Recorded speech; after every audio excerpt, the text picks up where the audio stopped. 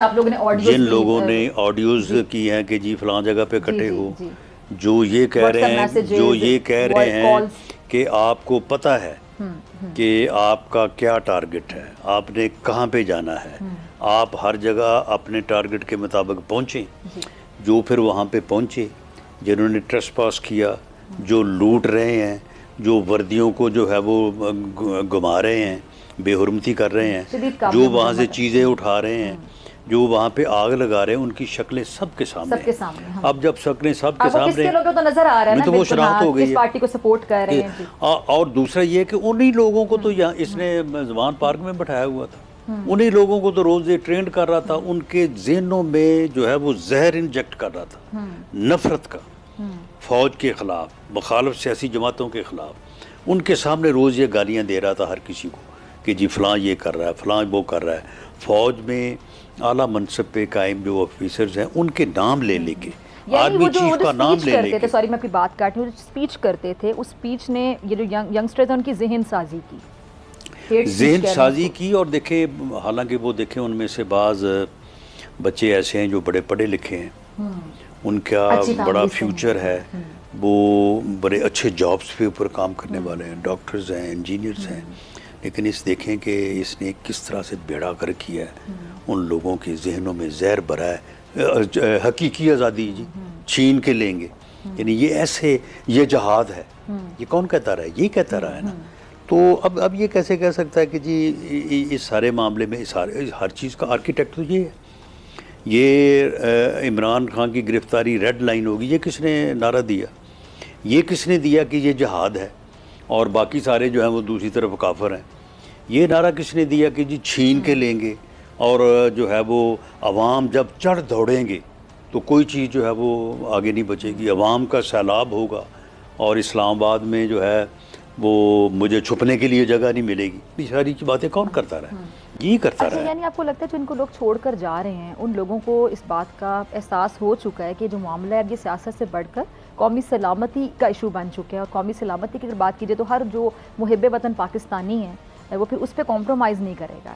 सबसे पहले तो हमारे लिए हमारा वतन है। देखिए इसमें दो तीन चीज़ें जो है ना वो बड़ी जो है ना वो अजीबो-गरीब हुई हैं, जिनका नेट रिज़ल्ट जो है, जिनका एक फितरी नतीजा भी यही होना था।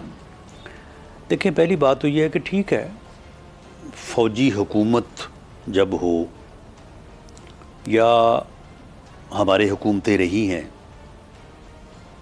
तो इसलिए आप इस हद तक बात कर सकते हैं कि जी फ़लाँ जनरल ने, फ़लाँ बंदे ने ये गलत कर दिया, वो गलत कर दिया, ये सभी करते रहे हैं, हम भी करते रहे हैं, दूसरे भी करते रहे हैं। लेकिन फ़ौज को उसकी इस कैपेसिटी में कभी किसी ने बुरा नहीं कहा।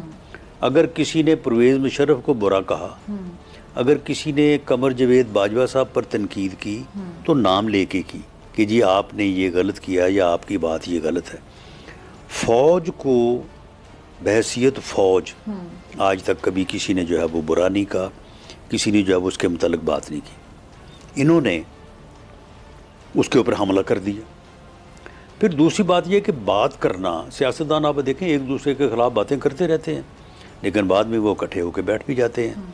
लेकिन आप दूसरों के घरों तक पहुंच जाए, उन घरों को में दाखिल होकर लूट मार करें और लूट मार करने के बाद उसको आग लगा दें, ये चीज़ें जो है ये कैसे बर्दाश्त हो। एक तो इन्होंने ये बहुत एक्सेस किया है इन्होंने। दूसरा जो है इसमें शायद इसके ऊपर भी कोई माफ़ी तलाफ़ी का कोई जवाज़ इनको मिल जाता है। दूसरा जो इन्होंने शोहदा के यादगारों पे किया है उसका तो जितना यानी जितना ज़्यादा रद्द अमल आया है, आप शोहदा की फैमिलीज़ को फेस नहीं कर सकते, आप उनके बच्चों को फेस नहीं कर सकते। जो ये आपने फंक्शंस किए हैं, उनकी फैमिलीज़ को बुलाया है, आप यकीन करेंगे उनके बच्चे जो हैं वो माशाल्लाह इतने समझदार हैं, उन्हें इतना नाज है, उन्हें इतना फ़ख्र है अपने वालिद की कुर्बानी के ऊपर कि आप वो जो आपसे पूछते हैं आप उनको आप फेस नहीं कर सकते, उनका जवाब नहीं दे सकते।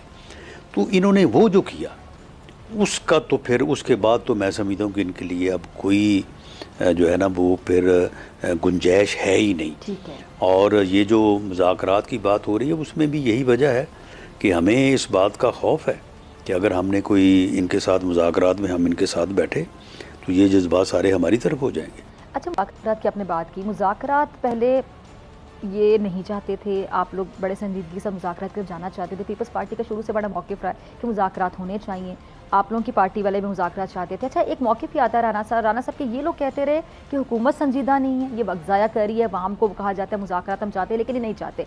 आप लोगों की जानिब से मौक़िफ़ आता रहा कि पीटीआई वाले मुज़ाकरात में संजीदा नहीं है, या जो कमेटी बना दी गई वो संजीदा कमेटी नहीं थी। तो मुज़ाकरात के दरमियान रुकावट कौन था? मतलब फिर क्या मौलाना फजलुर रहमानी रुकावट थे कि उन्होंने कहा कि मुज़ाकरात नहीं होने चाहिए, और अब भी ये मुज़ाकरात चाह रहे हैं, अभी अब आप लोग नहीं चाह रहे हैं?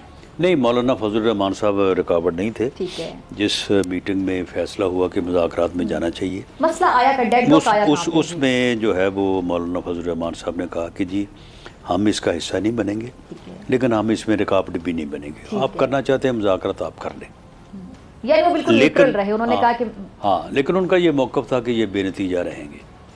अच्छा, अब उसके बाद जब मुज़ाकरात हुए तो ये तो मुज़ाकरात पे ऊपर यकीन ही नहीं रखता, ये तो मुज़ाकरात को ये समझता कि इनके साथ मैं बैठूं। यानी ये तो हाल ये है कि पूरी अपोजिशन इसके इंतज़ार में बैठी है हाल में, ये साथ वाले कमरे में ऑफिस में बैठा है। आर्मी चीफ और डीजी ISPR उस वक्त गालबन आसिफ गफूर साहब थे, वो ब्रीफ करने के लिए बैठे हैं और इनकी सदारत में जो है वो इजलास होना था। अच्छा। तो ये अपने ऑफिस से उठ के उस हाल में नहीं आया। अच्छा। ना, इसने कहा कि जी मैं इनके साथ बैठूं, मुझे वहाँ पे जाके इनके साथ दुआ सलाम करना पड़ेगा, मैं तो इनकी शक्लें नहीं देखना चाहता। और बैठे कौन थे? सारी अपोजिशन, JUI बैठी है, पीपल्स पार्टी बैठी है, तमाम बलूचिस्तान की पार्टियाँ बैठी हैं, PMLN बैठी है, पीपल्स पार्टी बैठी है। तो ये कहते ये आए नहीं, 1.5 घंटा उसने इसकी मेहनत की और उसके बावजूद जो है ये नहीं आया वहाँ पे। तो ये तो उस इसका मुज़ाकरात के हवाले से इसका जो है वो रद्द अमल या इसका नज़रिया था। अब दरअसल जब इसने देखा है कि मैं इतनी बड़ी गलती कर बैठा हूँ तो अब मुझे NRO या मुझे रास्ता इसी तरह से मिल सकता है। तो हम अब भी मुज़ाकरात के ऊपर जो हम समझते हैं कि सियासत में मुज़ाकरात ही एक ऐसी चीज़ है कि जिससे रास्ते निकलते हैं, लेकिन इसने जो अमल किया है और उसको फिर जस्टिफाई कर रहा है। इसने कल कहा है कि जी लोग जब मुझे गिरफ़्तार किया तो मुझे रेंजर्स ने गिरफ़्तार किया, रेंजर्स फ़ौज होती है, तो फिर लोगों ने कहाँ एहतजाज करना था, लोगों ने वहीं जाके, यानी अब भी जस्टिफाई कर रहा है। तो हमें ये है कि जो इसने किया है और ख़ास तौर पे जो शोहदा की फैमिलीज़ के जज्बात हम देख रहे हैं, हमें तो इस बात का है ख़तरा क्या यकीन है कि अगर हमने इनके साथ मुज़ाकरात में बैठे तो वो सारे जज्बात जो है वो तो फिर हमारी तरफ सीधे हो जाएंगे। यानी इस बात से कंक्लूड किया जा सकता है कि मुज़ाकरात का दरवाज़ा बंद है? जी, उस वक्त तक बंद है जब तक ये अपनी इसकी हुई गलती के ऊपर जो है वो